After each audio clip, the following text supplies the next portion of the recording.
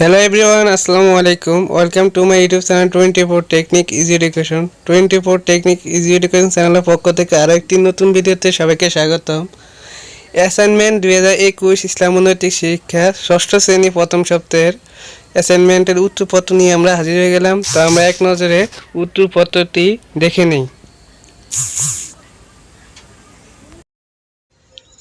তোমার চারপাশে নানা নির্দেশন উল্লেখ কালিমা তহিবা ও কালিমা শাহাদাতের আলোকে আল্লাহ তাআলার একত্ববাদের উপর প্রতিবেদন তৈরি করো। এর উত্তরপত্র হলো, মহান আল্লাহ তাআলা এক ও দ্বিতীয়, তিনি সত্তাগতভাবে যেমনই এক তেমনি গুণাবলিত তুলনাহীন।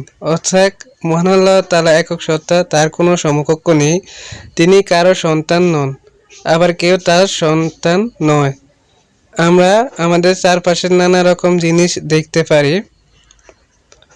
এটুকু হলো প্রথম অংশ, যে আল্লাহ তাআলা সম্পর্কে বর্ণনা করা হয়েছে। এখানে এগুলি বলা হয়েছে যে আল্লাহ তাআলা এক অদ্বিতীয়, তার একক কেউ নেই, তিনি তার সমকক্ষ কেউ নেই, তিনি কারো সন্তানও নন। এখন আমরা পরের অংশটুকু দেখতে পারি, সবাই দেখে নিন। সুন্দর সুন্দর ফুল, ফল, গাছপালা, তরুলতা, পশু পাখি ইত্যাদি। এছাড়া রয়েছে নদী, নালা, পাহাড়, পর্বত, বন, ইত্যাদি। আমরা খালি চোখে দেখতে পাই না এরকম অনেক বস্তু এবং প্রাণী আছে। এই সব কিছু নিচ থেকে সৃষ্টি হয়নি, নিশ্চয়ই একজন স্রষ্টা এগুলো সৃষ্টি করেছেন, তিনি হলেন আমাদের মহান আল্লাহ তাআলা। তার কোনো সাহায্যকারী প্রয়োজন হয় না। আমাদের চারপাশে এই যে এত কিছু এবং সেগুলো নিখুঁত সৃষ্টি, এটাই প্রমাণ করে যে মহান আল্লাহ তাআলা এক।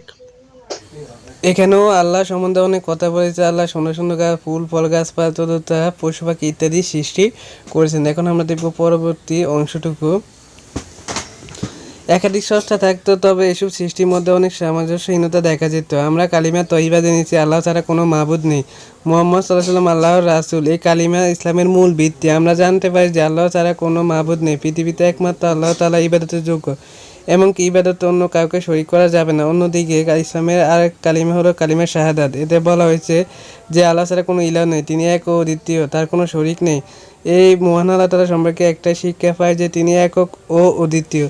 সো তোমাদের অ্যাসাইনমেন্ট দেওয়া হয়ে গেল। আশা করি তোমাদের উপকারে আসবে। উপকারে এসে থাকলে লাইক কমেন্ট শেয়ার করতে ভুলবেন না এবং চ্যানেলটি সাবস্ক্রাইব করে চ্যানেলের পাশে থাকবে। সবাই ভালো থাকবে, সুস্থ থাকবে। দেখা হবে পরবর্তী যে কোনো ভিডিওতে। সবাইকে আল্লাহ হাফেজ।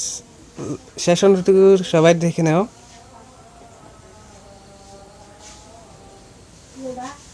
পৃথিবীর সব কিছু যদি একটি নিয়মতান্ত্রিকভাবে চলতো, এটা সম্ভব হয়নি মহান আল্লাহ তাআলার কারণে। যদি একাধিক স্রষ্টা থাকতো তবে তো সুশৃঙ্খলভাবে সব কিছু চলতো না। তাই উপরে আলোচনা হতে বলে যে আল্লাহ তাআলা এক